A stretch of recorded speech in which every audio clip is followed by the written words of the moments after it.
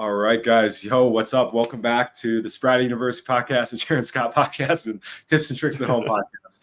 We got a great one today. We're going to be talking about supplements and why they're so important, whether it's physical health, mental health, getting sober, all the above. I found that once I started taking supplements for myself, a lot changed. Maybe just 1 or 2% here, but over time that adds up. So the first question we're going to dive right in as always. What is a supplement? This is a question posed by Mr. Scott here. So if you want to take it away and give your answer to that.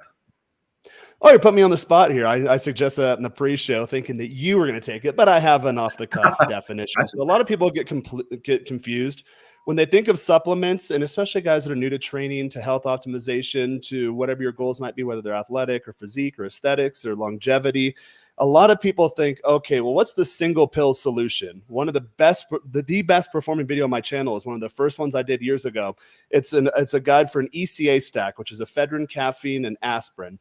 Now, that is a very good stack as a fat loss protocol if you are a little more advanced in your training. So you've been in the gym a few years, you know how to diet, your sleep's dialed in, all of your nutrition is taken care of. Now, if you're 100 pounds overweight, you're still slamming KFC, donuts, full sugar sodas, and then you think, oh, I'll just do an ephedrine stack. Your system is already so stressed out that you're likely going to have not only bad results, but you're going to have very severe health issues. That's a very powerful supplement stack. So when I refer to supplement is literally in the name of what it's describing. It supplements everything else you're already doing. So if you have your sleep dialed in, if you have your diet dialed in, if you've been in the gym for a few years, you know how your body works, you know how to stimulate it, how to feed it, and how to recover it properly, then that's when you start looking at supplementation. Supplementation is that little extra. And it's like anything in life. You have to get the fundamentals down first. You have to build a baseline. And then once you get, let's say 95% of the way there, then that's when you start doing these little small details that gives you maybe only a percentile extra, but that's what really makes you notice the difference. And going back to what I was saying in the pre-show, I used to be of the mentality, started getting my diet down, started getting more into supplementation, but now I'm at the point where my baseline, I've raised it so much to where I can start backing off the supplements. But we'll also go into this in this show topic. My goals have changed a bit too. They're not to be big and mean and jacked, although I usually am most of the time. But the goal is health and longevity, or for me, it's aging gracefully. So when it comes to supplementation, it literally is just that. It is a supplement. It is an addition to everything else you're already doing right. Yes, I really like that. And I think a lot of times you see people are just deficient in certain areas, depending on maybe the climate they're in, where they are in the world, maybe it's their diet.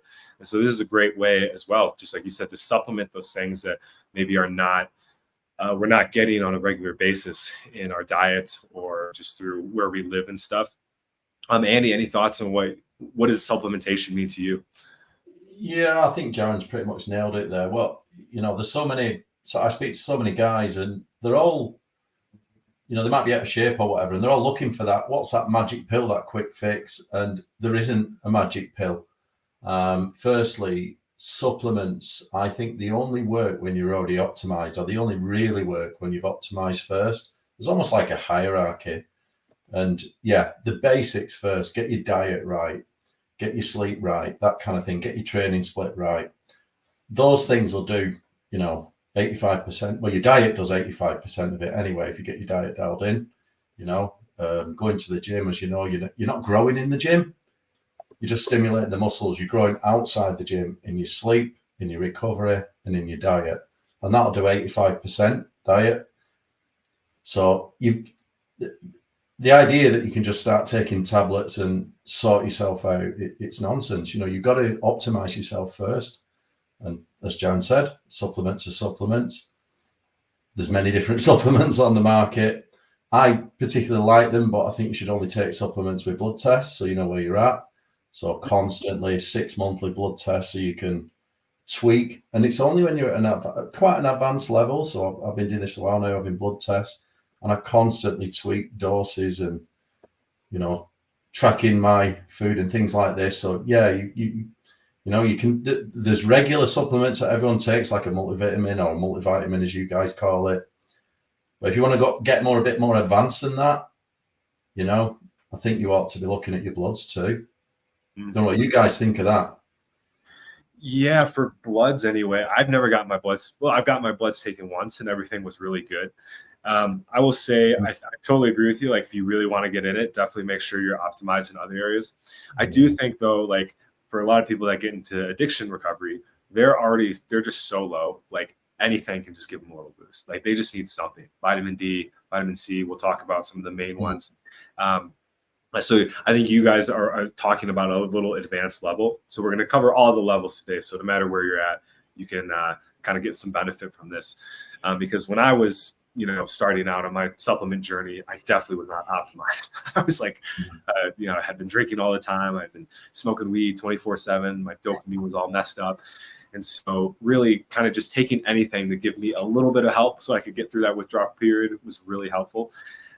Now though, I'm with you guys. Like, I think it's, there's stuff I don't use them every day. There's stuff I take out, there's stuff I add here and there. So I think that's really important. And then Jaron, you've done a lot with like blood work and stuff. What is your thoughts with that? Yeah, I think blood work absolutely is essential. Even if you're just starting out, just to get a baseline, just to know where you're at. I get guys that reach out to me all the time. Hey man, do you think I need TRT? Well, what do your bloods look like? Oh, I don't know. I just think I maybe do. And I can look at them through the camera like, okay, you're 80 pounds overweight. I can tell you're drinking just based on your lack of skin quality. I can tell you're not sleeping well. You have bags under your eyes. You look kind of gaunt. I can, because I've been in the training environment for so long that you can literally just look at someone's physique and pretty much to a fairly high degree of accuracy understand what it is they're doing or what they're not doing. Now, when it comes to supplementation, Joel, you did just mention, I think this would maybe be a good way to progress the show in terms of there is a hierarchy. There are supplements, like if you're a kid just getting into the gym, it might be hard to eat 200 grams of protein every day. So a protein supplement might be appropriate to you, but there's different types of protein. Do you want a mass gainer? That's mostly maltodextrin, which is just sugar. A big guy like me, naturally, when I do a mass gainer, I get fat and bloated and tired and cranky and my joints get sore. That doesn't work for me. I use a protein isolate. If I'm cutting, I use a carnivore protein. So there's hierarchies of different classes of supplements. And then at the individual supplement level, there's a hierarchy too. So I'd propose starting with someone who has no experience at all, or maybe, Joel, as you mentioned, someone that's an addict watching right now. I have the philosophy of you want to replace bad habits with good habits. So I was in that point years ago too. I was going through a divorce. I had just come off bankrupting a company. Didn't go personally bankrupt, but I bankrupted a company. I spent years building, put all my investment savings in there, retirement, everything into it, came out with absolute nothing. Didn't come out negative, came out with nothing. So I was already in a bad place. And my brother, he's a wounded vet. So he had an accident in the Marine Corps and was in a coma for a few months. So 3 major life issues that I was dealing with at the same time. And I found myself, I was drinking 12 beers a day plus 2 tall boys to top it off just to sleep. I wasn't getting drunk at that point. I was so far into alcoholism that I didn't even feel a buzz. It was just to kind of escape, to ignore the world and the reality around me. So in that point, I'm drinking 12 beers a day plus 2 tall boys. That's equivalent to what? 16 beers a day just to sleep. That was maintenance. That was not me getting drunk because, there's, you get desensitized to those types of, I was going to say supplements, to those types of substances. And at that point, I could do everything right. I could get on TRT. I could start going to the gym. I could start cleaning up my diet. But if I'm still drinking 16 beers a day, I'm not really doing anything. I'm not doing anything that's going to get me to that next level of ultimately being optimized. One, it depends on what your goal set is. So if you find yourself in that situation, smoking weed all day, whatever addiction you might have, maybe you're drinking too much, whether you want to go cold turkey or you want to progressively scale back, Joel's channel covers all of that stuff. I've always been a cold turkey guy. When I want something, I want it now. Except for smoking cigarettes, I had to go from 20 to 19 to 18. Did that in the course of a month. Actually replace it with the vape. I still haven't addressed the oral fixation issue, but definitely not smoking 20 cigarettes a day or drinking 16 beers a day like I did. That was almost like 10 years ago. So I'm a new person now. But when you're in that point, let's say you take the scale back approach to where, I'm doing 16 beers a day. Now I'll do 15 tomorrow, I'll do 14 the next day. By the end of the month, you're off. And then as you're doing that, and you'll notice you won't start feeling better. You'll just start feeling slightly less shitty. So as you're starting to feel slightly less shitty and you start to get some momentum, like, oh, hey, I haven't drank in a month now. Oh, I'm not smoking cigarettes anymore. Then that's when you want to start adding new habits. So if you remove a beer a day, maybe remove the fast food too, and then start eating fruit instead of, like a McDonald's apple pie or McFlurry or whatever. Still, as you get more into it, you'll see when you get more advanced, maybe you don't want to do fruit that much. There's different considerations, but if you're just getting started, scale back on the bad habits and replace them with good habits. I'm all about momentum, and I think that's a good baseline. Now, for supplementation, as Andy mentioned, you want to get your multivitamins. You want to make sure that's all down pat. And don't forget your diet, too. Food is your medicine. So once you get your diet down pat, a lot of these issues that you might be experiencing, they just go away. So again, you want to define your goal set. You want to remove bad habits and replace them with good habits. Do it progressively, because I meet guys all the time. Okay, yeah, I quit cold turkey, everything I'm doing, got the gym shoes and the wraps and the chalk and this and that. And I'm from one day to the next, I'm rapidly going to be a new person. And they just bring their body to a halt. You're already stressed out physically. You throw all these new stressors at it, and you're going through withdrawal. You're not going to sustain. It's not going to last. It's a marathon. It's not a race. I've been at it for 20 years now, and you just learn a little bit more about yourself. You get a little better. You get a little more efficient, to the point where I'm at, to where I realize I don't need to take as many supplements because my natural baseline has already been raised so much that it really doesn't make sense in the term of the risk versus reward or the harm mitigation type strategies. I've got a dad who was a bodybuilder back in the day, and he took all sorts of crazy stuff, and his kidneys got shot out by the time he was about my age, because he was just taking powders and mixes and this and that, and some oral pharmaceutical enhancement too. That and alcohol does not mix. So really, it's just taking a holistic overall assessment of your current state of health, identifying what can I start scaling back on from the negative habits, replace those with good habits. And then I'd say that's where you start. Now, once you have replaced all your bad habits with good habits, or most of them, then that's where, and again, it's a journey, you'll start looking at different supplements. So that's kind of my overall philosophy on it.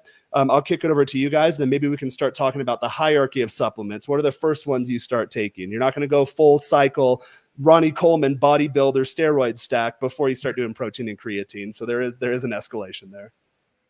Yeah, I want to McFlurry now. That's all I'm telling you. You got me. I know, right? Triggered for McDonald's. So I think you made a great point that food is a great supplement. That's like our number one supplement, food and water. We're 80% water as humans. So in your water, right? These great milk containers. Oh, for sure. I've only got a glass. Oh, and he's got a glass. What a square. Yeah. T1 tap water. That'll get you losing weight. No, this is filtered. Filtered water, guys, for sure. Hey, yep. I've got a good one there, Sharon. You just reminded me, when I first started weightlifting, I think it was about 17, and they used to sell these. I used to go to one of these old-fashioned, proper, old-fashioned weightlifting gyms. Where they played like Rocky soundtrack and where you'll get tetanus. Those are my favorite gyms. Yeah. And it was like a dodgeball. It was an average Joe's gym, that kind of scenario. And what they used to sell there was this supplement called Animal Pack, and it was a bag full. Yeah, I've taken those. And you used to piss green, didn't you? So, yeah, all day long. You just green. It's expensive too. I think, I took that again early in my gym journey. Like, and you fall into the marketing too. This might be a good topic to tackle. You fall into the marketing gimmicks, like, the animal pack. Well, there's so much ABV that's alcohol. There's so much of your daily value percentage that you need for those vitamins that you really just piss it all out. And again, I'm thinking now that I'm older, I don't want to put all that stress on my kidneys or my liver or my organs. So really just identify what you need and get that. But back when I was younger, I did the animal packs. I did the NOS Blast. I did Rip Fuel, the original one with the ephedrine in it, to lose all my weight. I used to be 100 pounds overweight when I was a teenager. Lost all the weight first. And then again, as you get going, you realize really all I have to do is just get my diet in check, and everything else just kind of pretty much levels out. We'll get into this topic. I do more advanced stuff. I do genetic testing too, where it'll actually tell you DNA markers, things that you want to or from an epigenetic standpoint, DNA markers that you want to activate or deactivate. That's way further down the line. But for now, multivitamin's good, but you don't need to be spending hundreds of dollars a month on supplements. I think that's a good point to make. Once you start breaking the $200-$300, and I've done that before, I'd go to Vitamin Shop, buy $500 worth of stuff, and then I realized, well, my HRT only cost me $70-$80 a month, and that does way more than all of the supplements I was taking before. So it's really just an education and a mindset shift. But I'm getting a bit ahead of the topic here. It really is a marketing thing too. And, part of the journey of supplements is learning like where to get them. You don't need like super fancy stuff. Like I don't go to GNC anymore. I go to, like when I was in the US, I go to Pick and Save. You get 2 for 1. So you can get a thing of fish oil for, 2 for 1, vitamin D, vitamin C. And I think that's a good transition. Let's kind of dive into like the hierarchy, right? So when you're starting out, I really like to start off with just the basics, right? Vitamin C, vitamin D, vitamin K, vitamin B. So all just your letters, right? I think that's a great place to start. I think a big one too, vitamin D, I found to be the most important with mood, depression. It's a hormone, isn't it? It's actually a hormone. It's a hormone. Hormone. I just got out of a tanning bed. I feel fantastic. There's a reason why. Yeah, outside getting some sun, and especially in the winter, if you're in a place like an environment where there's no sun, it's going to affect you. You're going to get that seasonal affective disorder. I know I would get that every winter, and so I had to. That's a real thing too. Yeah, vitamin D. Yep. And we're out here in Mexico, so it's beautiful. We can go out right now and just sit in the sun. So that's what I did right before the stream, and just like you, I feel great. So it's a great one to start off with for sure. It will help the mood. So what are you thinking? Sun, sleep, diet. And then for especially men out there, make sure you're hitting your protein. You want to hit your protein minimum. A lot of guys say it's 1 gram of protein per pound of body mass. I have since recalculated that to mine. So I do DEXA scans, which gives you a body composition breakdown. I do a minimum of 1 gram of protein per pound of lean body mass. I don't need to feed fat. I just need to feed my muscle. Now, if I'm cutting and I'm on a severe caloric deficit, maybe I'll take that up to more about 1 gram of protein per pound of lean body mass. Oh, that's interesting, Jack. I mean, obviously that works out. I think the science is about. Oh, dude, I'm a nerd. You probably can't see it, but I track everything. So I've done experiments over the years. It's all there. I know exactly how my body responds, and I've realized, again, more with less is my philosophy now. To where, okay, do I need to put the extra stress on my kidneys to get 220 grams of protein a day? Or I'm usually around 200 pounds. I'm 195 right now, or 89 kilos. Do I need all that protein a day? Well, I realize that if I just feed my lean body mass based on my DEXA scan, which I'm usually between 167 to 172 pounds of lean body mass, that doesn't include bone mineral content, which is 4 or 5 pounds for me, at least my physique, then I don't see any difference. I'm a little leaner, I'm a little less bloated, and I have no noticeable decreases in strength or decreases in volume or fullness or just performance in general. So again, it's a little more of an advanced topic, but you're going to experiment with your body as you go on this journey, and you start to learn how it works. And that's what I really think it comes down to. Yeah. I find it really easy to consume the right amount of protein. Oh, it's so good. Well, you just eat a kilo of meat a day, don't you? And you sorted. Around about 3/4 kilo of meat a day. That's where I'm at. About 3/4 kilo a day. Meat, veggies, or fish, veggies, salad. That's it. Just stick to that. Keep turning over the same things. And then do lean meats, and then fill in your fats with better fats. There's a hierarchy of fats too. Well, there isn't there. Yeah, you want to get them from plant-based and oils and things like this. So coconut, nuts, legumes, avocados. Yeah, that's where I get all my fats. Olive oil, extra virgin. It's going to help your brain too. Like that's the big thing. Like our brain is fat, so we need to get the fats in. That's a great point. I do want to touch one thing on the vitamin D too. If you guys didn't know, they did a study when COVID hit, and 95% of the people that got COVID were deficient in vitamin C, and those are the people, or vitamin D, and those are the people that died. So it's really good for immune system too. So all this stuff we're talking about is going to help prevent sickness as well. Darren and I just got sick as dogs this last week, so but we only got sick once, so I can say that I get my once a year. And it blows, and then I feel better. So I love it. Get your proteins, get your fats, make sure you're eating well. Start with the vitamin C or vitamin D. Vitamin C is a great one too. That's going to help with things like skin, with hair, nails. A, B, C, D, E, K. Yep. Not too much C, because it can go against hair as well. If you look at it, you don't want too much of it. It's not that good for you. And it can also mess around with your testosterone. Really? As well as, Also, I think it's too much iron as well can mess around with your SHBG, which can bind up free testosterone. So if you have, Paul Saladino, who does the sort of keto diet stuff, his channel, he went through. I researched it because my iron was too. I had really low iron, so I started superdosing it, and then I had another blood test, and it was super high, and I noticed it was like peaking my SHBG.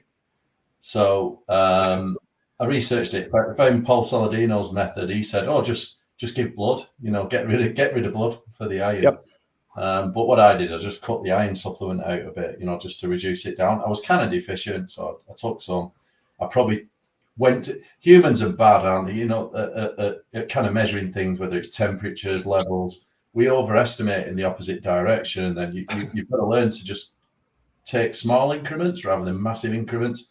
And I superdosed it. I went the opposite direction, and I was like, all right, okay, I better dial back on that. So there's certain things, vitamin C, I would not take it every day, every other day if you're a guy.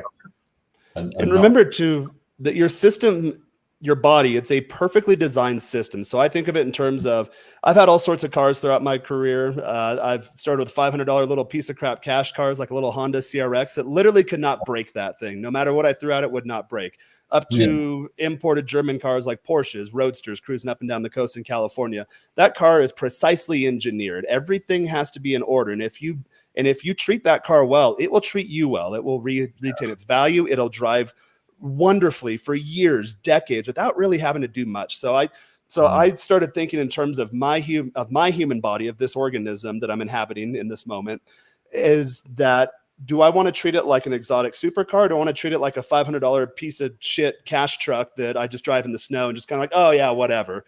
And a lot of people go the latter. A lot of people treat their body like absolute shit, or they think, okay, well, yeah, I want to change everything. I'm going to do like this mad cycle. I'm going to take all these protein supplements, all these mass gainers, and I'm going to just throw all this stack at me. But they haven't refined it. And as you mentioned with the vitamin C, that everything perfectly goes in line. So guys, if you're thinking about TRT, don't be talking about TRT unless you already have your blood levels checked. You can't just keep it. You can't start injecting testosterone without affecting your estrogen. I'll get guys, and you can tell they're brand new to this. They'll say, "Oh, why would I want estrogen?" It's a perfect balance, and it differs a bit. Like there's the medical range, which includes all of your average people. You want to go to an actual practitioner and then look at the optimized range. I advocate being optimized at all times. Again, I treat my body like an exotic sports car, not like a piece of shit truck. And when you start to get into optimal range, you'll realize that, okay, for me, there's a very specific, very tight range that my estrogen needs to be into.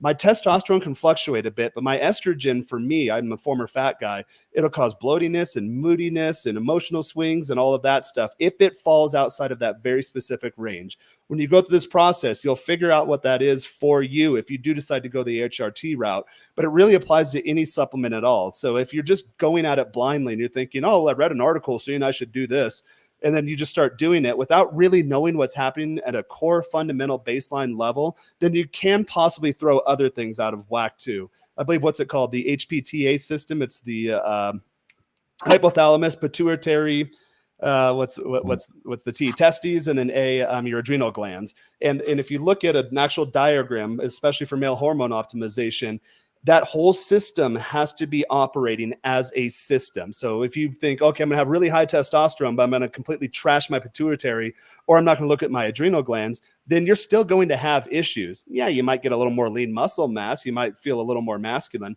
but you're still not optimized. So I want to make it very clear that optimization means that you treat your body as the perfectly designed system that it is. There's no argument there. If you don't believe that, then you're probably watching the wrong stream, because you need to level up your mindset if you really truly want to level up your health. Yeah, and it takes time, guys. So like, I know a lot of people here are probably in the beginning stages. So let's kind of dial it back a little bit to just keeping it simple, because this is some advanced stuff and we'll dive into it a little later. Right now, like, I guess what I'm thinking is like, yeah, people just kind of want to know what to take to get going. And over the years, you'll learn how to optimize that. It's taken me like 7-8 years to figure out what really works for me, how much to take, and I'm always experimenting. So we have a question in the audience. Before we dive into that question, though, one vitamin that I do recommend taking with vitamin D is vitamin K, because what happens with vitamin D is it can calcify in the blood, and you can get like clogged arteries. So what vitamin K does is it helps break that up. So you're not going to get any clogging or anything like that. So yeah, taking the little tips here and there. And then this question is from JT. I think it's going to tailor more towards you, Andy, and you, Jaron. What company do you guys use for blood work? Guest wants 100 since insurance doesn't cover that kind of test. Yeah, so I've used a couple, but a good one. I'm in the UK, so I use Medichecks, and you can get the range. They can anywhere from sort of £100.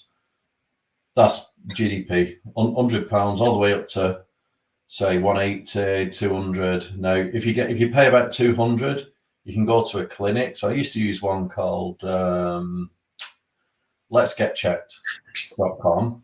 Letsgetchecked.com. They're a lot cheaper, but they send out these at-home kits. You've got a prick lance, and you've got to drip your finger into a test tube. You've got to drip some blood in.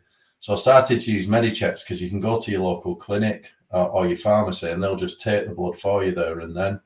Do it with it. You pay about another £30 or something to get a nurse to take your blood, but it's just cleaner. You know what I mean? They don't mess up the sample. So I use Medichecks, and you can get one if you want to do they do like an advanced male sports performance with all the hormones in it. It's something like 48 biomarkers. It's loads, and they'll give you everything. One of the ones that I check quite a lot is inflammation. I think inflammation is absolutely key to your overall health. So you always measure inflammation. You get a bunch of hormones. You get all the kind of like proteins in there, liver function, kidney function. So I think, yeah, Medichecks is a great one. Just go online, have a look. They do them with, like I say, I think 48 biomarkers. Last one I got. The one before that I got done in Hungary. And it was a private clinic, and I'm not kidding. There were 2 sheets of paper. There must have been like 100 biomarkers on it. They did absolutely everything. That was even more detailed, really detailed, right down to pretty much everything you could get. But yeah, off the shelf Medichecks. I don't know what you use. Karen. Yeah, now if you're in the US, because you brought up insurance, so I'm assuming you're probably in the US because we have a different medical system there. A lot of insurance, they won't cover the actual medication as part of your plan. You have to look at your individual plan. So we're up about that time of year to where your open enrollment period. So look at the plan, dive into your various policies. They usually give you, for at least when I've been employed on a W-2, I don't have US benefits now because I live in Mexico. It makes no sense for me to do that because medicine down here is better. It's more accessible. It's cheaper. It's more efficient than even your copay in the US. So I haven't had a US insurance policy in years. But even when I did, up to almost a decade ago, they might cover a specialist, but you have to get your primary care physician to refer you to a specialist based on your plan or your policy. And a lot of times your primary care physicians, they aren't well versed in TRT or HRT or just men's hormonal health. So there's a couple ways of going about this. You'll want to look in, if you're in a smaller town, it might be more difficult. If you're in a larger metro, I was in Houston at the time when I started researching this. I started off by researching endocrinologists in Houston that fell within my health insurance network. Started them first, realized it was kind of a pain in the ass, had to drive across town and had to have big wait backlogs and had to coordinate things with my insurance and PCP, and that just wasn't fun. So then I went the route where I went telemedicine. So there's a company I use out of Fort Lauderdale, Florida called Defy Medical. And I was doing research too. So there's Dr. Jay Chrysler. I believe he's out of Michigan. And then he does a subscription model, at least when I was researching. I think it was $199 a month flat fee. They send you all your meds, your testosterone, any estrogen, any DHEA, any additional things you might need if you want HCG, if you want to retain fertility. I'm currently not on HCG. That question of retaining fertility, I've retained it. That's another topic for another day. A lot of bodybuilders think, oh, I'm sterile. And then they pop out a kid and, oh, it was a surprise. So don't fall into that illusion that, oh, I'm on TRT now, I can't have kids. You can, and you will if you're not careful. But again, another topic for another day. So try your Teladoc, guys. I like Defy Medical. I believe when I started, it was $90 or something like that for a consultation. It's all done through Skype or Zoom or Teams or Google Meet, whatever you prefer. They are specialized in it too. So Justin Saya, he is one of the leading researchers in the space. I've actually done research with him where the protocol used to be intramuscular injections for testosterone, but those are big, thick, heavy gauge needles. Those will leave scars in your muscle fascia over time. You don't want to do that. They kind of hurt. If you pop a nerve, your leg will twitch up, and they leave nice deep bruises. When you first start, it feels like someone slapped you in the ass or the top of the thigh with a baseball bat. So we did research to do subcutaneous using insulin needles. It's a slow and go injection. But the reason I chose Justin Saya is because he's on the forefront with Dr. Jay Chrysler in terms of research. There's also a website too called Excel Mel, that's EXCEL, like Microsoft Excel. The founder of that was actually a guy in the alternative sexuality community back in the 80s when it was GRIDS when it came out. Later went to AIDS and HIV. So he survived that, and a lot of his friends did, and they were treating AIDS in the 80s with testosterone and hormone optimization. So he's very well knowledge in the space. I don't believe he's a medical doctor. I might be incorrect. His name is Nelson. His last name escapes me. It's a Latino last name. And he's really good too in terms of he hosts a forum where a lot of people share a lot of knowledge. So I'd recommend start getting educated on these topics first.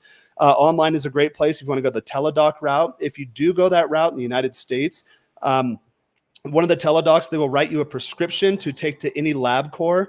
Your insurance might cover it. I've successfully had my insurance cover it in terms of preventative care, if that's a provision in your plan. If not, then use your flexible savings account or your health savings account, your FSA or HSA.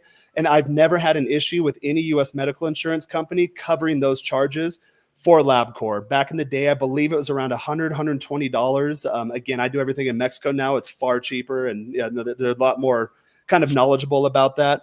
And if you are in an area where you can't find your PCP likely won't help you. And if they do, they'll prescribe you crazy stuff. Like when I first went to my PCP, he prescribed me like a small steroid cycle, injecting on a frequency that was way too far out, so my blood levels would have been volatile. He wrote me a script for an aromatase inhibitor, which is supposed to manage your estrogen, but the dose he gave me would have absolutely crushed my estrogen. And I realized, and I know doctors hate this. I have friends and family that are doctors that, oh, this guy read some stuff on the internet. He thinks he knows more than me. Guess what? A lot of times you do. You do not want to take your hormone optimization lightly. You do not want to crush your estrogen. You don't want volatile testosterone blood levels. So go to a specialist. That's either your local endocrinologist, that's your online teledoc. You might find a good PCP, but do your research. And then actually, here's one too that a lot of guys don't realize, that in especially West Coast cities in the US, any of the alternative lifestyle communities, so your LGBTQ plus 2, they always change it, so I always get it wrong. But that type of community, they actually have databases in most US major metros in terms of liberal doctors that will do male to female conversions or female to male conversions. Again, it doesn't matter where you stand politically or socially. You want someone who knows about hormone optimization, and guys that can successfully convert people, not at a biological level, but physical level, but using the primary sex hormones. Those guys are really well versed, and they're very liberal in terms of prescribing it. I don't think there's the stigma or the taboo there was maybe 10 years ago. I think it's changing rapidly. I believe in the next decade or two in the US that it'll be a part of every male wellness check. It has to go in that direction. If you're asking the question, you know that T levels have tanked, but in the US, definitely tried that route. I'd avoid the PCP entirely. Go your teledoc, your local endocrinologist, your local LGBTQ proprietor, practitioner. They can help you out there. And then make sure, again, when you're open enrollment, check the specifics of your plan in terms of what's covered, and then anything that's not covered, budget for that. So to Defy Medical, I needed about $150 to $200 a month for my HSA. So I allocated, $200 a month from that. That's pre-tax in the US. So you take advantage of that too. And then you have that balance in your account, at least when I was doing it, from day one. So even if your employer lets you go, you just pre-order your medicine. Some providers don't like to do that. With Defy Medical, they give you a login. You log into the store and you just order all of your medication there. Again, I haven't done that in a while. That may have changed. I've been in Mexico for the last 3 years. Here, it's all over the counter. They're not controlled by the AMA or the U.S. medical machine or cartel, for lack of a better word. Here, you like most doctors are well versed on hormones, and you just go to the pharmacy. Joel and I, when we order it, literally order it on an app. It's in the house in 10 minutes, and it's a German brand, Bayer. So I get good brands too. Also, that brings up your gym bros. That might be a good start, but that's more if you want to go in the bodybuilding space, cycling space. A lot of those guys actually aren't on top of their health. They will take weird doses of weird stuff. They'll stack way too much. I've had experiences where I've traveled home. I'm going home in 2 days for Christmas, to where I left my TRT behind, asked one of my buddies from the gym, clearly a bodybuilder, hey man, can you give me some testosterone ethionate or cypionate? Oh yeah, he literally had a fanny pack with a bunch of unmarked vials, and he's like, yeah, I think it's this one. I'm like, dude, I'm not going to inject that. That's not going to happen. So luckily still have my Defy Medical login in the event that happens. That hasn't happened since, to where I had them overnight me my meds. So once you're on a protocol, if you miss your window by 12 hours, 24 hours, once your blood levels are saturated, you will get like little blips here and there, but you won't have major issues. And then the test that they usually prescribe is a longer half-life, the cypionate or ethionate. So start there. It's all research. Look at your plan, figure out your FSA or HSA, and that should help you get started in the US. Your insurance either will cover all of it. I have had insurance that have covered all of it, and I've had insurance that covers just the bloods, and then I have to pay for the medication with FSA or HSA. And I've also had insurance that doesn't do any of it, so I have to pay for bloods and medication with the HSA or FSA. But I've never had issues with those flex spending accounts. Cool. Thank you, Jaron. That was a drawn out answer. Yeah, I've been through that process. I know exactly where you're at. Yeah, guys, definitely rewatch that to get all the details that the guys just talked about in that. Definitely, this will be live for replay, or hit up Jaron or Andy to get specific questions on that. So that's great. Nelson Virgil, Vergel is the guy. Yeah, it just came back to me. Not Virgil, Virgil. And Andy, I know you mentioned inflammation as well. And I think that's a very important part for all that muscle growth, for well-being. So there's one that I grabbed out of my closet here that I really like. It's called curcumin. And I started taking it, and I was actually able to get off antidepressants. So they say that they've done a lot of studies comparing curcumin with Prozac, and they found that it does a very similar thing, which would reduce inflammation in the brain and in the body as well. There's no side effects, so you don't get weight gain, or you're not hungry all the time. So it's one I really recommend for de-stressing for sure. It helps in the gym as well, like we've been talking about, because your muscles, they get inflamed as well when you're sick, if you're stressed out. So this is one, I'm going to take one here right now, but I really recommend it. Again, was able to get up antidepressants from it. And I think a really important thing too is to look at the other ingredients that are in these supplements, because you might grab them off the shelf and they might, be exactly what you want.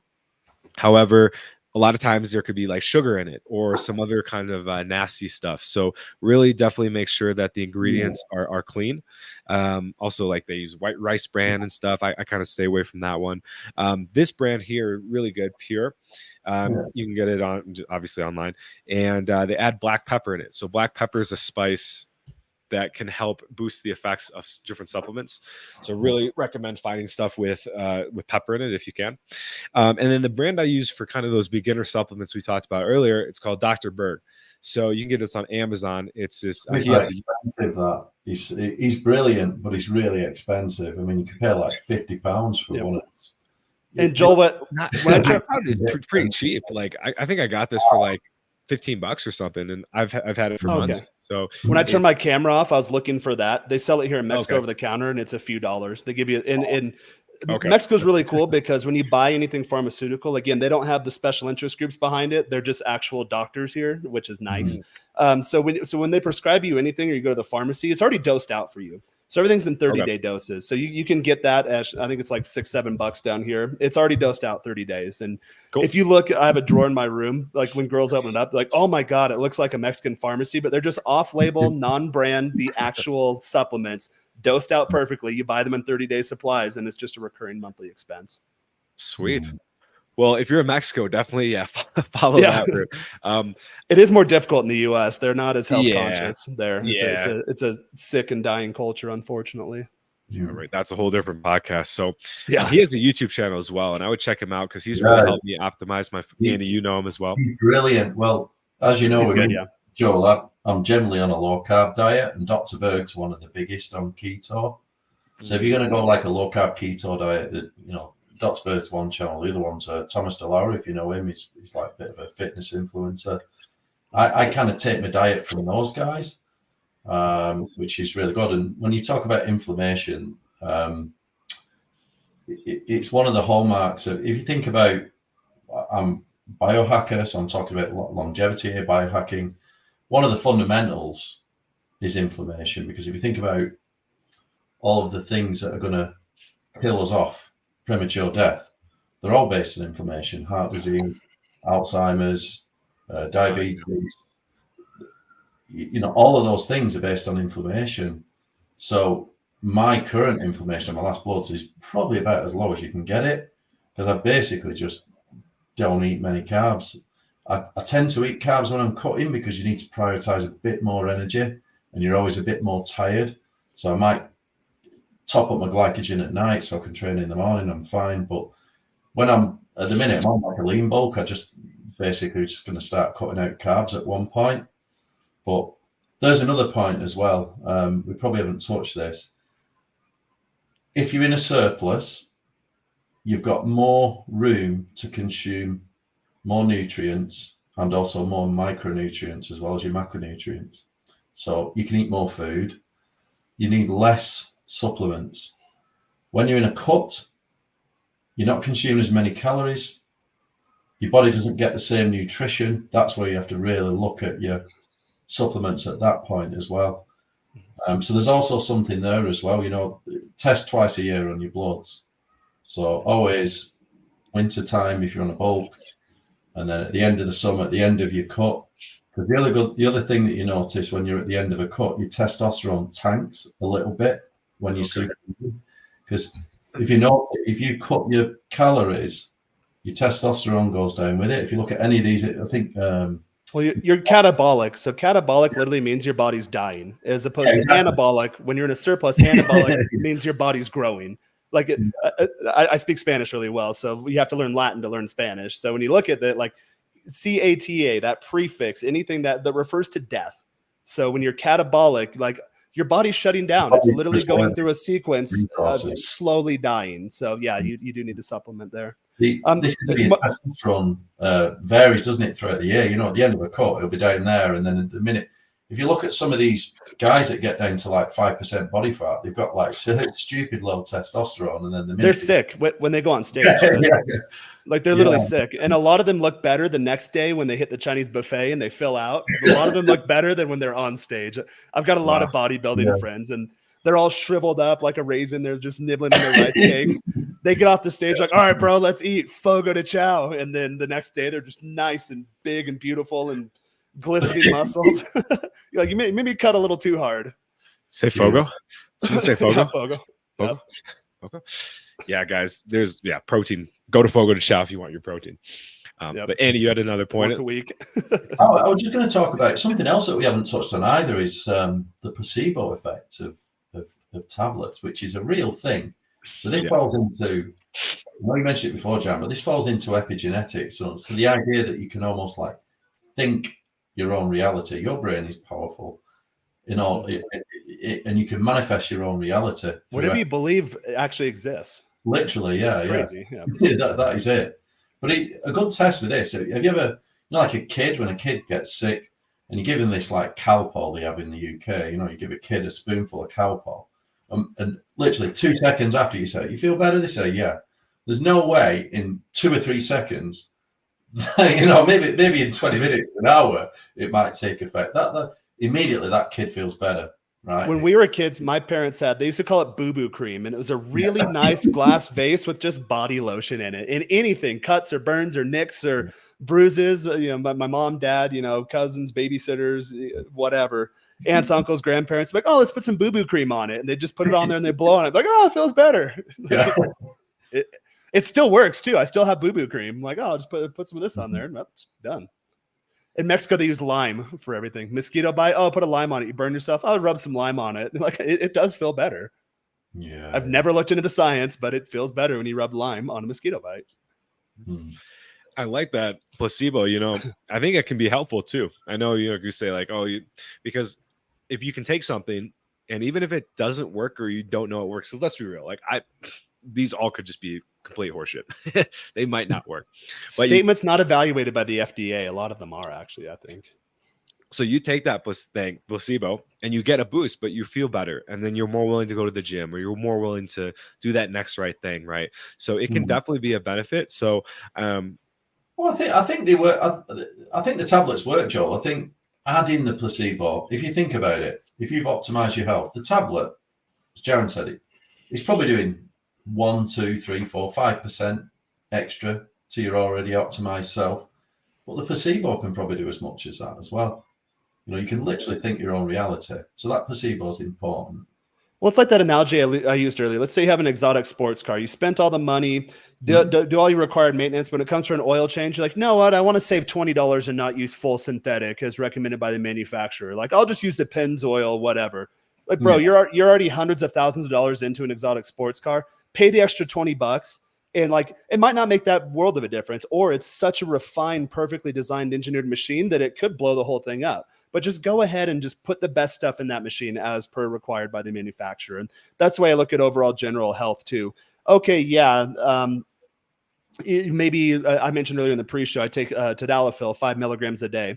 That's for circulation, that's for heart health, and that's for prostate health. A lot of guys know it by the marketing name in the US as Cialis. That's a 20 milligram dose is for your ED dose. But if you do a 5 milligram a day dose, that's just for general health and prostate optimization. It does give you nice gym pumps. So again, I don't have to take the arginine or all these other crazy powdered mixes that my kidneys have to filter. I'm just on 5 milligrams a day of tadalafil. Now, if I go a month without doing that, I'm still going to be okay. But I might notice that I don't get like as veiny in the gym. Maybe my pumps aren't as intense. Maybe I don't feel like I'm ripping out of my skin when I get that post pump going. Maybe my erections aren't 100% rock hard. Maybe they're 97% rock hard. So, and that's just one thing. So when you take this mentality and then you add these supplements and you stack them, another one I've done forever for the last few years is HGH. I take a replacement dose for a deficient teenager, which is 1.2 milligrams a day. Bodybuilders usually start at 4 milligrams a day. You'll see the extended bellies. They'll start having organ issues. They'll start having the big chin, the big arm, like the big hands, the big ears, if you take too much of that. But if you take a very measured, mild dose in conjunction with a measured, mild dose of all these other things, again, we're talking optimization here, then they compound nicely. But I haven't taken HGH in the last month. I really don't feel that much different. However, a little more water retention under the skin, just a little. It's noticeable to me, but no one else notices it unless you've researched this for yourself and you've gone down this path yourself. You're not going to notice it. I notice it because I've been in this body for 36, almost 37 years now, but no one else notices these things. So it's really about, I always advocate minimally viable dose.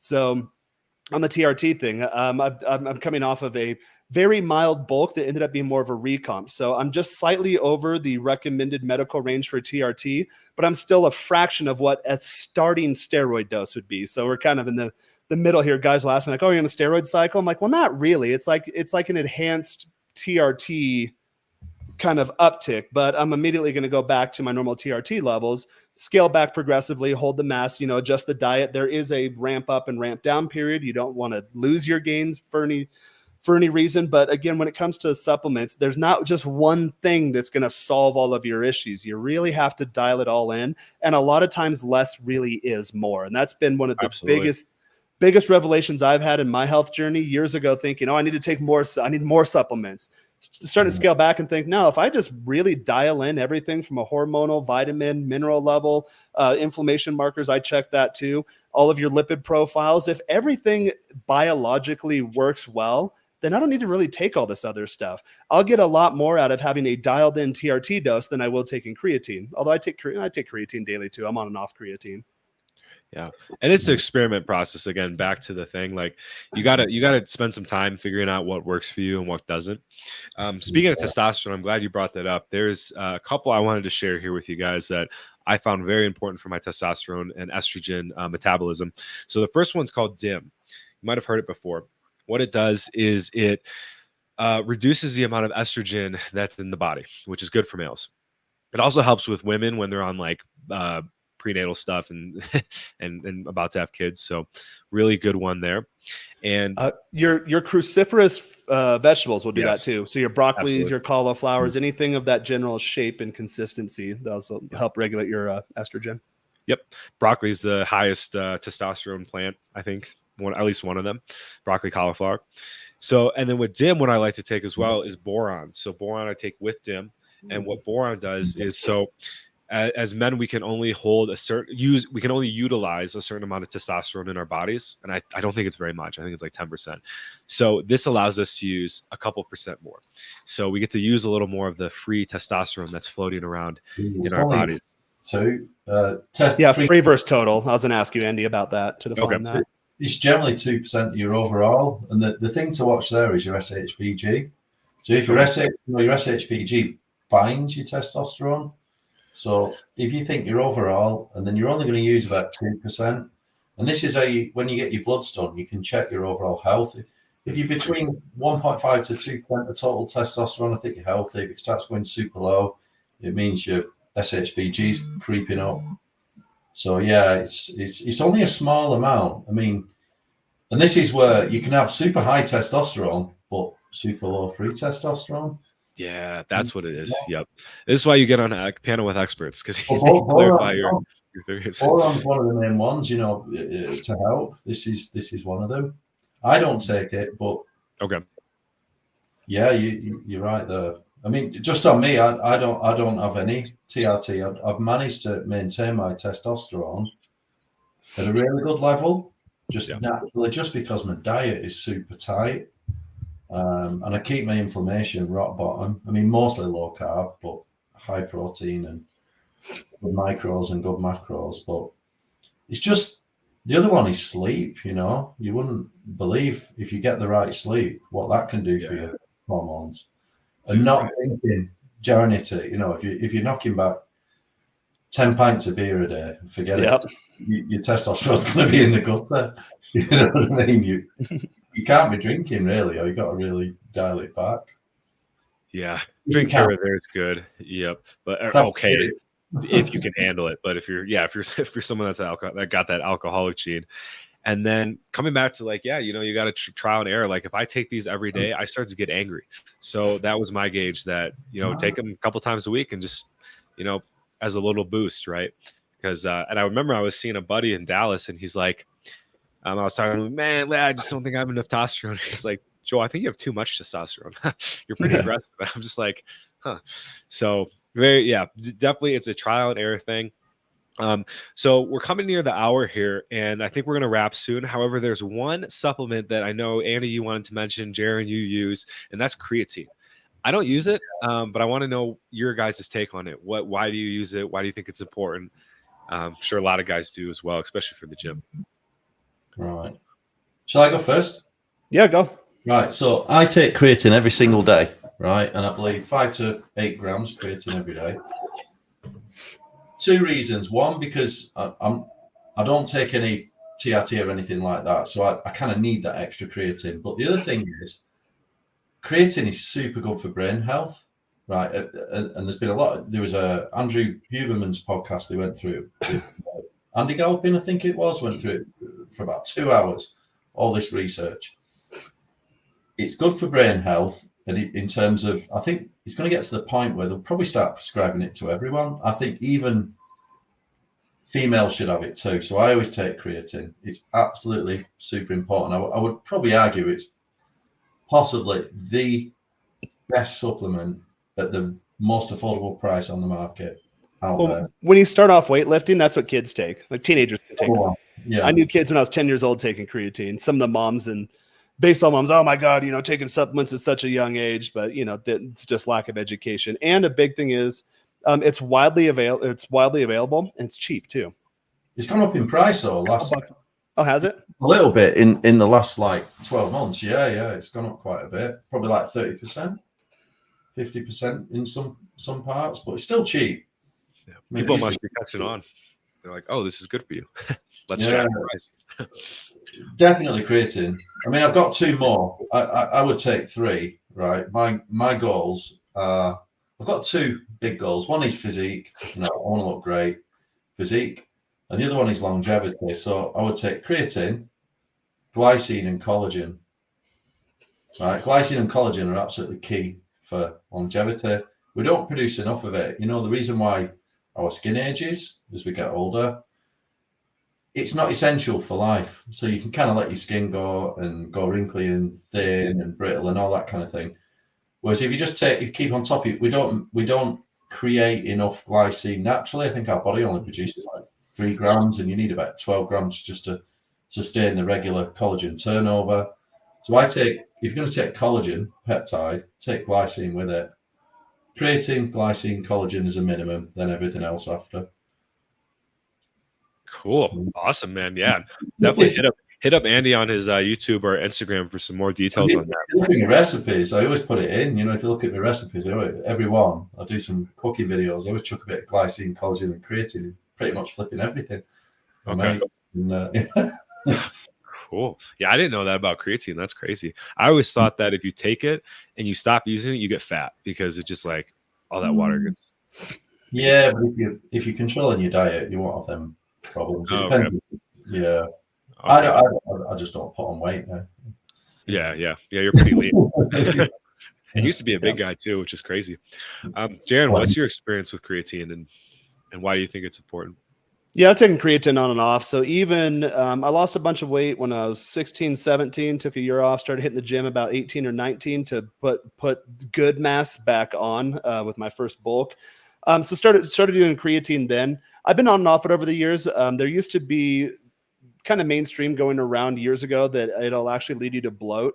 It can do that. It adds more water or more hydrogen actually inside the muscle. But the bloat issues for me really came down to not having my diet dialed in. I found that if everything's dialed in, creatine doesn't really bloat at all anymore. It does give you a little more muscle fullness. I forgot to take my dose today before the gym. So I need to take it right after this. But I normally do it daily too. And again, that's just because it's cheap. I buy it here on Amazon in Mexico, like big thing, probably 10, 15 bucks. It lasts me 3 months. I take 5 milligrams a day, which is a maintenance dose. Now, there are some people too, which I think guys will say, oh, it causes bloat issues. There are people that advocate you front load it. But again, I don't think in terms of short sprints. I think in terms of longevity. So just start taking what you need today and then take it consistently, and it'll take a bit for it to ramp up maybe. But you don't want, with anything, you don't want your blood levels to spike. It's same thing when you're drinking. Like if I do a bunch of shots real fast and I don't have a drink for the rest of the day, and then I try to fall asleep, I will be hungover. Now, if I drink just a drink an hour and I maintain for literally all weekend long, these Mexican weddings will go for 3 days long of just nonstop partying. But if you're just maintaining 1 drink an hour, then eventually I can let it come down because it went up gradually. My blood level came down gradually. Sleep, be up for work on Monday, not have a hangover, be a little dehydrated, maybe a little tired, but not throbbing headache or stomach hurting or anything. That's how you kind of want to look at it for supplements too. You don't want peaks and valleys in your blood levels. So scale up to it, scale down. Creatine, I just started taking it 5 milligrams a day. Just take that as a maintenance dose every day. I don't cycle creatine or anything like that. Again, that's just part of my just overall baseline basic health. I think, as Andy mentioned, it gives you fantastic benefits. The cost versus benefit, reward versus risk ratio is fantastic. It's cheap. It's been well studied. It's been around forever. Anyone who is in the gym should have it in their supplement stack. Another one, if you want to take it a step further, that I used to do is glutamine. Again, I've tested everything and realized that just having my hormones optimized, yeah, glutamine will give me like maybe a little more uptick, but for the 40, 50 bucks a month or whatever glutamine costs these days, it's not really worth it for me. I get so much more over just staying up on my HRT protocol, keeping up on my sleep and having a clean diet. But glutamine would be the next step. And then after that, maybe you want to do something like your BCAAs. Maybe you want to do arginine, but you'll get to the point creatine, I think, is a starter supplement. Everyone should be on it. And then you might want to start building your supplement stack up from there. But you will get to the point where you realize I'm spending $300-400 a month on supplements. TRT is $200 a month if you go the subscription route. Defy Medical is usually about $140 to $150 a month for me. Here in Mexico, I'd spend $50, $60, $70 a month. And that includes HGH, which is very expensive in the US.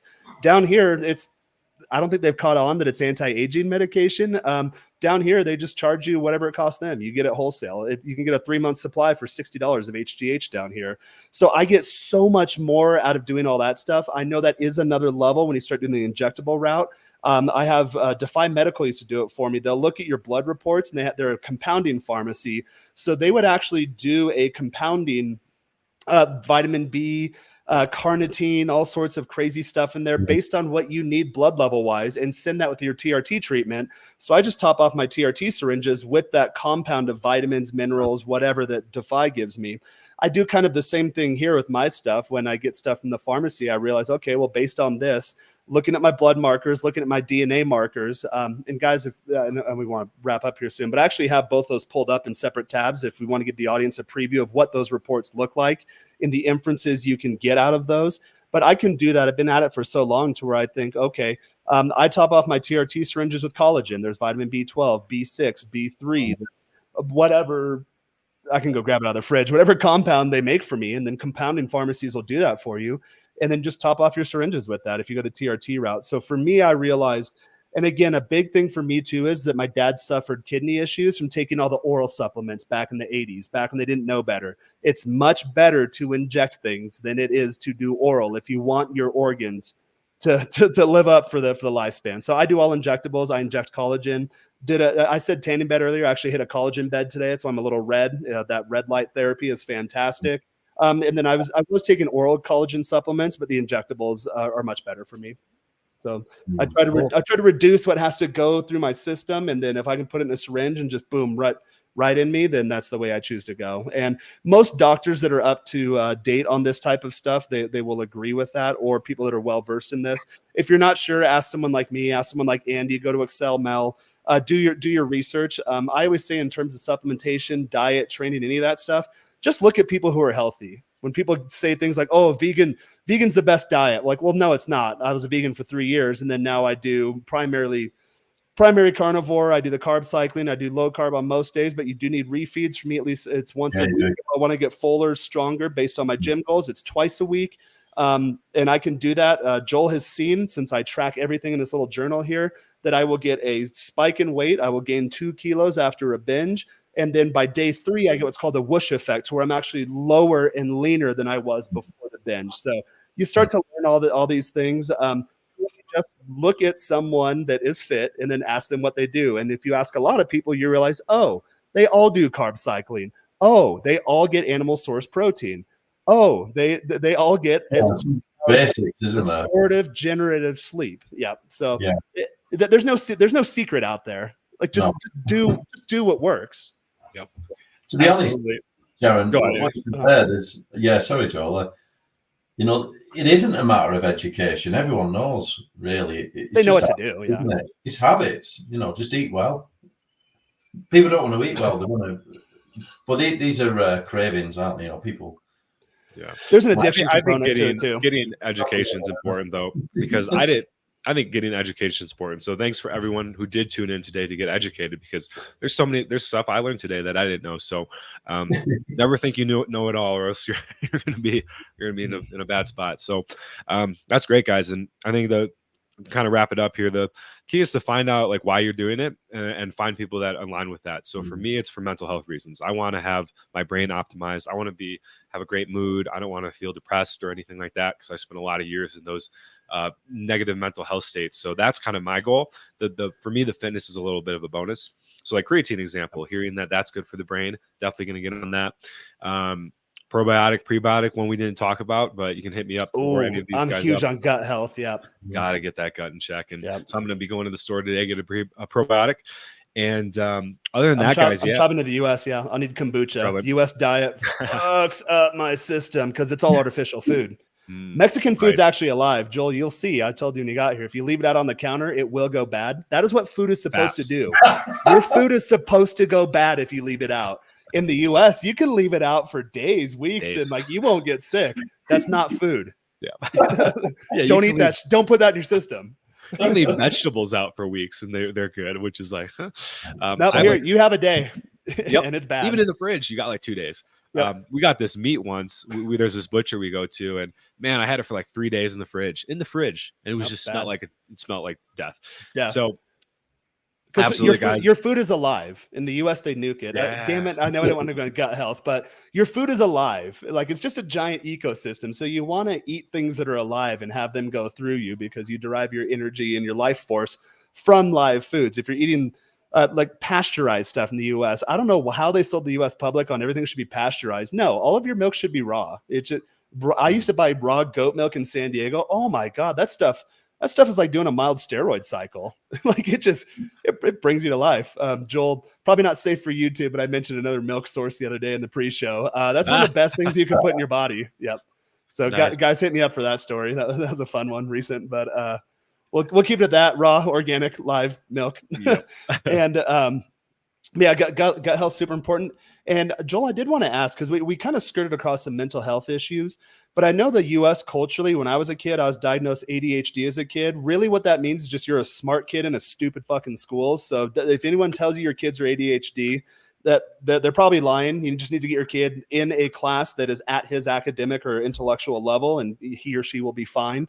But the U.S. is always it's this one pill culture. So, Jaron can't sit on his hands for 8 hours a day in class because this is remedial bullshit stuff that he knew when he was a fucking 3-year-old.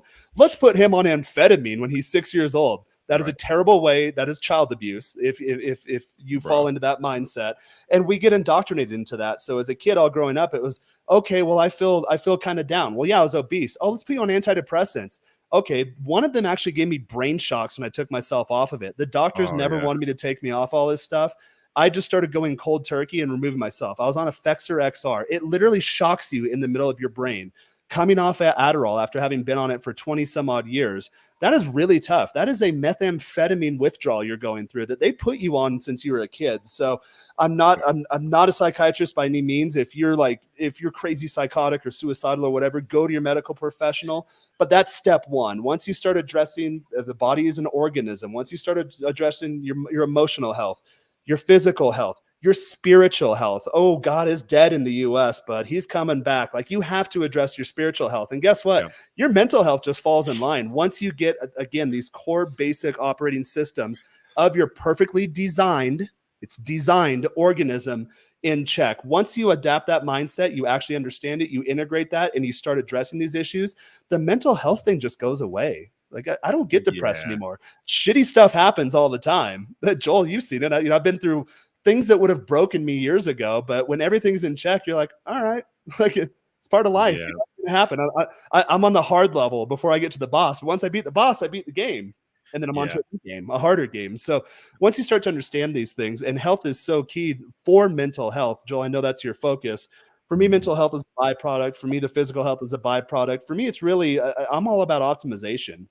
Just from a pragmatic standpoint, I only have Warren Buffett has the clip that he did years ago that you see going around the social media sphere every now and then. He says, like, hey, like, you buy a car and you wax it and you wash it and you take care of it and you get all the maintenance, but you're sitting here in this body and you trash the shit out of it. And you only have one of them. You only have one of these things. And for me, thank God I adopted that mindset from a very young age that I want to age gracefully. I want to get the most out of life. I'm really weird about my skin too. That is where the physical me ends and the rest of the world begins. So I am very big on the skin versus world barrier. And when you start to look at things that way, it's impossible to not treat your body poorly. Once you really love yourself, once you get your spiritual side online, and again, I say it's online for guys that they're kind of like, oh, that's woo-woo stuff. Okay, congratulations, you're a smartphone with no data plan or internet. Like, cool, you can do, like, whatever apps are on there you can do, but you don't have a connection to the ether, that whatever that is. So really look into the spiritual side of things too. And then once you get all that all together, your mental health just resolves itself. Again, unless you have like actual physical brain chemistry issues, like traumatic brain injury or any of that stuff. But any of the stuff like, oh, I'm depressed. Well, yeah, you don't fucking move. You have a shit diet. You're drinking everything. You're smoking weed all day. Yeah, let's touch on it. Yeah, absolutely. And we'll save the spiritual stuff for a different conversation because that's a whole podcast in itself. Kind of keeping it to the the mental health thing, what you're talking about. Yeah, absolutely. I think the pills are a big problem. And especially like if you're like, I did that too. I was on antidepressants and I cut cold turkey and it just fucked me up. So not a good and idea. you take more pills Listen to offset the side effects of the first pills, the and pills. and that's how they get you into the system. And with ADHD too, I have some videos on my channel where we talk about that with some other guests, and I think it's really important to really look at it because I got prescribed for ADHD in college. I got it for partying, of course. I didn't get it actually because I had ADHD, but the sheet that I filled out to get it was just like, "Do you get easily distracted?" Yep. Yes. It's a 10-point questionnaire. Yeah. I'm okay. just like, bro, I of course fidget. have Okay. ADHD. Yep. Here's you amphetamine. fidget.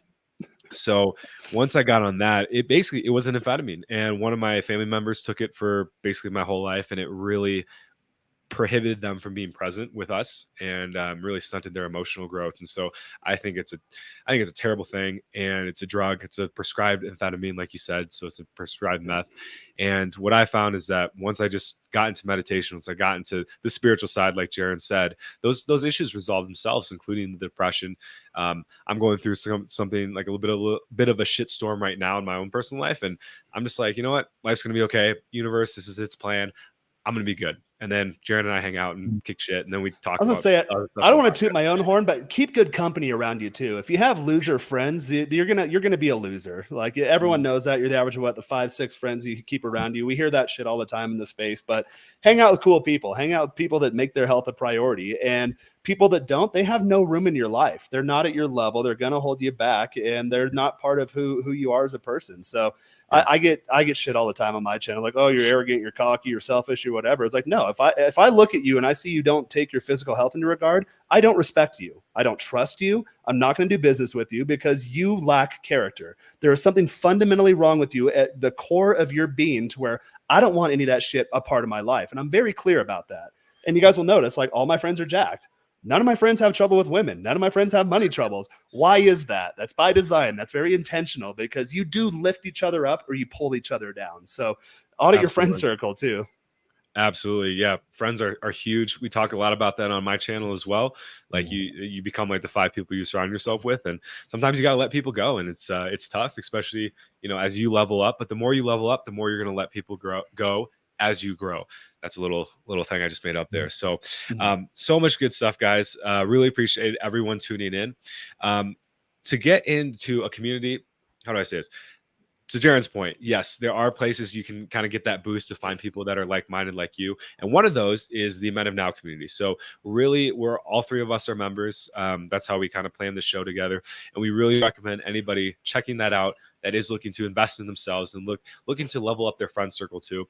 You're going to find people that, you're not going to resonate with everyone, but you're going to resonate with at least a few people that can really kind of help set you on the right trajectory, whether it be fitness, whether it be, mental health, physical health, spiritual health. That's a really important one. And now I want to talk about that for the next 4 hours, but we'll say that for another podcast. So spiritual health podcast coming next for sure.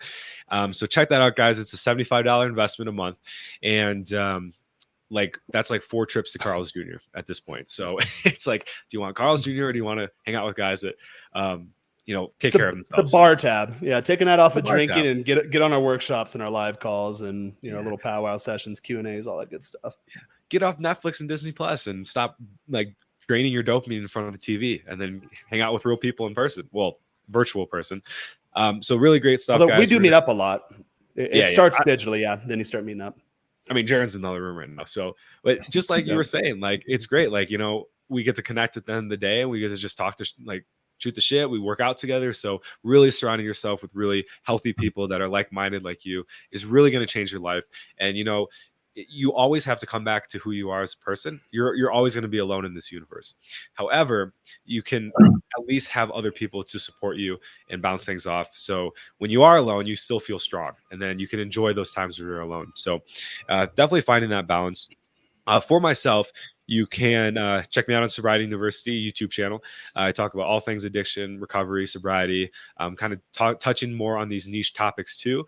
Tonight, we got a podcast on dating with my friend Joe, and it's going to be a really good one on how to maintain a long-term healthy relationship, which is not something that many people in addiction recovery are taught.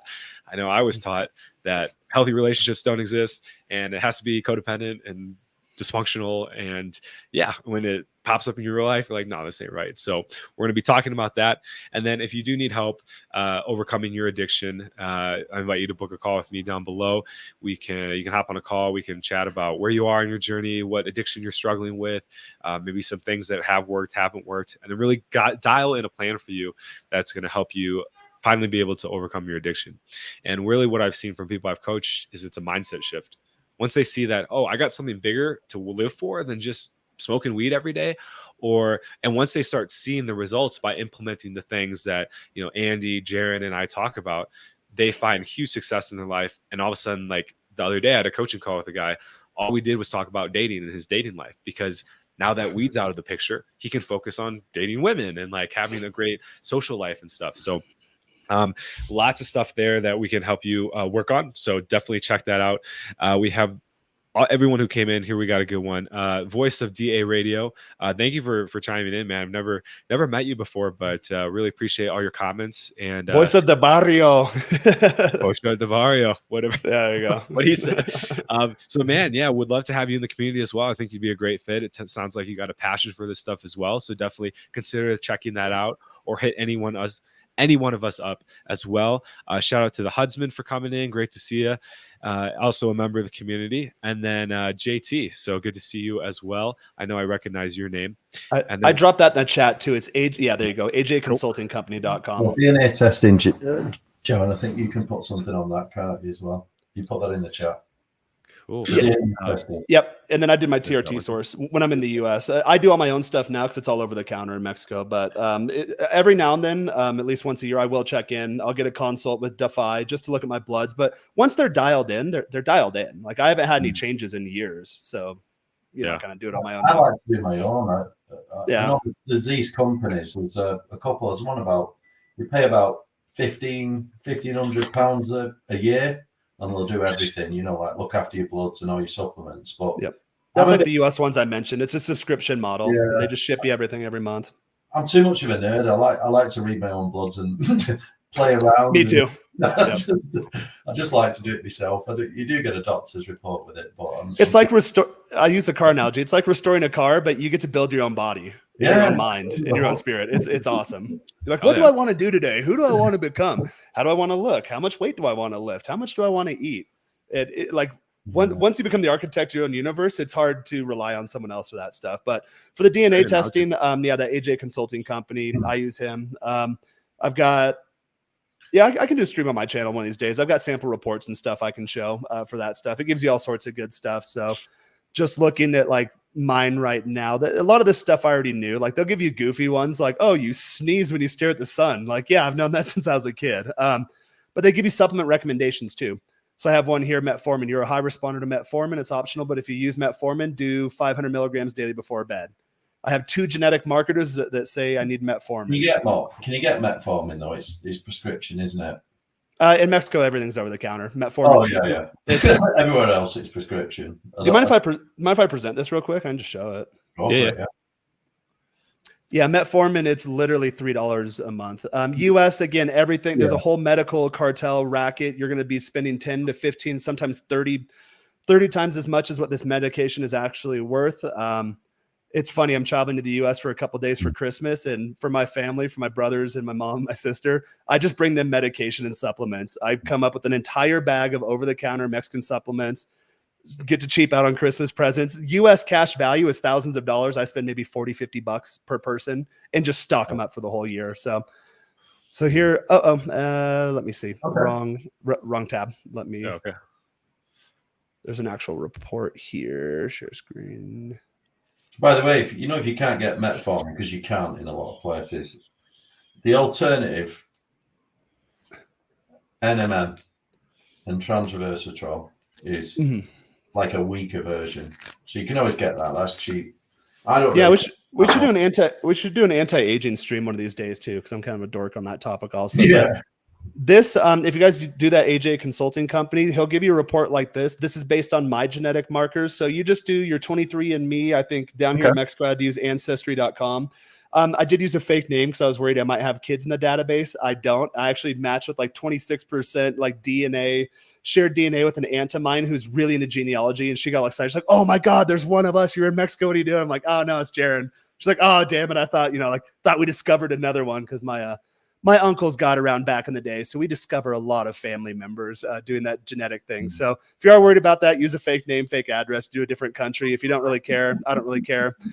You mail that off to the lab. You just do the little saliva swab. They do it to the lab. You log into whatever service you use and you download your raw DNA report. Then you send that to Anthony J. He runs it through whatever system, software, algorithm he has, and he comes back with this stuff. And these are things, your report will look different because obviously you have different DNA than I do, but these are ones for me. Like I have a higher propensity for depression. So it says, okay, well, you should be taking St. John's wort before bed. 5-HTP, taking methyltryptophan before bedtime. I take that.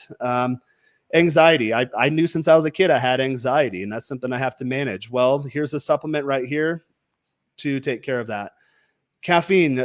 Caffeine stays in your body slightly longer than average. How long adrenaline stays? I know I've always been able to do caffeine well. You have a slower breakdown of nicotine. Okay, cool. So these a lot of these things are already things I knew, like type 2 diabetes that runs in my family. For people who are overweight, if you're not overweight, you don't get diabetes in my family. In general, if you have a good diet, you're not going to get things like diabetes. I get called cocky sometimes. Like, I'm not going to get cancer unless there's like a dirty bomb that goes off and I get exposure to, nuclear fallout or something like that. I don't eat a diet that's optimized for cancer to grow. So I'm not going to get it. And again, guys, I'm saying this matter of fact, because once you educate yourself, it is matter of fact, and it's all right here. A lot of the stuff I knew. But we talked about this, blood iron markers. They do all your lipid stuff. I want to keep fasted triglyceride optimized. Triglyceride is just fat in the bloodstream. I knew that. I was obese as a kid. There's one, gut issues. I don't really have gut issues, but I focus on probiotics and gut health in general. Vitamin D is huge. So it says monitor your levels of D3. I take the supplement just like Joel showed, D3 with K12. Seed oils. Everyone avoids seed oils. Don't ever eat them. There's no reason you should ever put them in your diet, but my body especially cannot handle them. The super inflammatory. Yeah, exactly. So, like takeaways, chips, fries, as you call them, anything like fried chicken. We air fry here. So air fried French fries, fantastic. No fat on them. It's a starchy carb. Takeout, they're full of seed oils, and that's one of that's. God, yeah. Highest inflammation food. It's absolutely terrible for you. Here's a big one for me, which, guys, if you look at my channel, there's a Fat to Fit playlist. I was highly estrogenic as a kid. I know that because I never had a big belly. I had love handles, thighs, and hips. That is a female fat distribution pattern. It's called a gynoidal fat distribution pattern, and that will indicate that your estrogen's too high. Again, I get guys that reach out to me like, hey, man, you have some gynecomastia. Oh, no, I don't. I don't have bitch tits. I'm like, I can look at your body and tell you what it's doing hormonally, because your body is just a byproduct of what's going on internally. But for me, in my case, I have two genes that like, hey, you got to watch out for estrogen. I didn't know that as a kid. Once I started doing my HRT protocol, we dialed that in, and my estrogen has to be at a very specific number. There's not a lot of fluctuation I can allow myself there, because as my DNA markers indicate, I have less estrogen breakdown. So I really have to watch that. But once you get it in, you don't have to worry about it. Thyroid. I was obese as a kid, so that could be a thyroid issue. He gave me a whole stack of thyroid supplements to take, which I take as per his prescription or recommendation, and it just seems to work. Retinol is great for anti-aging and just health optimization in general. Heavy metals, stay away from these. Fructose, a lot of people think, oh, it's fruit, it's good for you, and they just slam fruit smoothies. Guess what? When you remove it from the fiber, it's just all sugar. And fructose, a lot of times, it can only be stored in your liver, and once you spill over, it goes to body fat. It's not going to get stored as glycogen. Jen, I got to pause here. I actually got to run. Okay, cool. And I have to end the stream, so you guys should cool. And then we could, if you guys want more info on this, hit up Jaron for a coaching call. He'll help you out like 101, get you everything you need to get optimized. He's the man for that. So I know you got your coaching and stuff available on your website. So yeah, right? So yeah, guys, just hit me up. Someone asked what my Instagram is. It's at Jaron Scott. That sums up the report. So it gives you all sorts of cool stuff, tells you how to really optimize your health, take it to the next level. I'm all about optimization. If you have any more questions about that, again, hit me up at Jaron Scott. I've got the Gringo Guides brand too. So I'm gonna start doing more Mexico type topics, learning Spanish, but I do like this stuff. I like optimization. I like men's health. So I'm just trying to figure out how I'm gonna divvy up my time in the new year, but any TRT, health related, fat loss related, health optimization. If you like the approach I take, if I have the type of physique you'd like to maybe build for yourself, if I live the type of lifestyle you'd like to, hit me up. If what I say doesn't resonate with you, maybe Joel has a better approach that you resonate more with, then hit him up, hit Andy up. So we're just here to give you knowledge, but in terms of how you want to go about it, we might differ in certain philosophies there. So feel free to hit any one of us up. And worst case scenario, we'll just point in the right direction. And again, you should definitely consider the community because we have a lot more experts in there. This is kind of a staple of any men's self-help group is to get your health together naturally. So that's my 2 cents. Thanks guys for stopping on by. Jaron, Instagram at Jaron Scott. That's how you reach me. Yep. And you can get that full report if you join the community too. I'm sure Jaron will be able to help you out. No, yeah, I'll share it with you. Yep. Andy, to yourself, where can people find you? What's this YouTube channel? Tips and tricks at home. Yeah. So I've got Instagram at AndyHolt_AZL. On there, I've got the links to everything, including my YouTube channel, which is Tips and Tricks at Home. I also do a biohacking. I did like a meetup group on biohacking. I've just started it. It's quite small. But in there, I do things like run through blood tests, look at, we've not really had time to talk about, the amount of supplements that you can go through. I do things for sleep and other techniques. So I run through that in the biohacking meetup. But yeah, all of my links are on there. So my YouTube channel is mainly 3 things. I do productivity, a lot of cooking. So I love cooking, whole foods. And also I do a lot of reading and kind of book reviews and things like that, because I do believe in mental health, journaling, that kind of thing. So yeah, that's my YouTube. But everything you can get, if you go to my Instagram account, all the links are there to my various channels. Thank you very much. Awesome, man. Yeah. Thank you guys so much for tuning in and Jaron, Andy for hopping on this afternoon. Really appreciate it. And hey, we'll end it with this. Jawad says we need another stream, but it covers all these topics. Yeah. If you want to maybe a 30-hour New Year's we can stream. go really into it. And then look at my YouTube channel. I've got playlists on all this stuff. I've got a Fat to Fit series, a TRT series that literally I go through my blood reports. I go through my DEXA scans. I explain what everything means. It's a lot of content, like 15 to 20 hours of content. It should be a premium product, but it's still on my channel for free. So check out those playlists too. Hell yeah. I'm an academic by trade. So like if you really want to go into depth, I can talk. I can give you 20, 30 hours equivalent to a college level course on this stuff. And it's all on my channel. Hell yeah, guys. Awesome. So guys, once again, thank you so much for tuning in. Hit up that community for your questions answered. And we'll see you guys in the next one. Peace out. Cheers.